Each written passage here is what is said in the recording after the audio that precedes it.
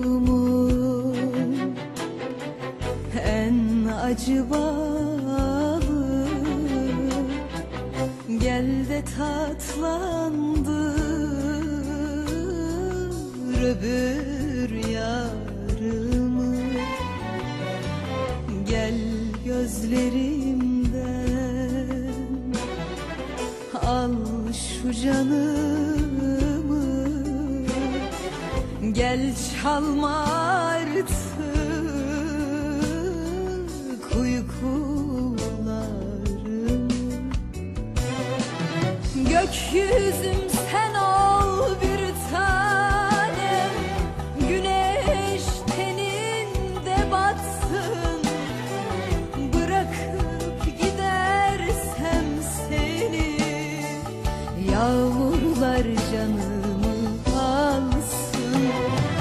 Gökyüzüm sen ol bir tanem, güneş teninde batsın. Bırakıp gidersem seni, yağmurlar canımı alsın.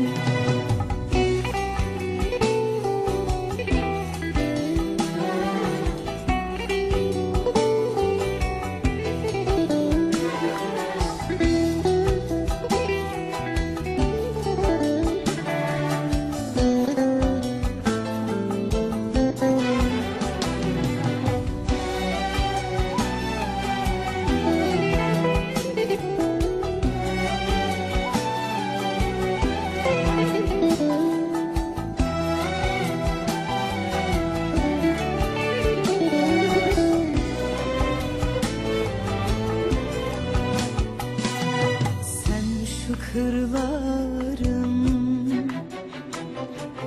toprak kokusu, gel ölümlensin kaybetme korkusu. Gel atma bizi çok uzaklara, gel uyanmadan hasretin uykusu.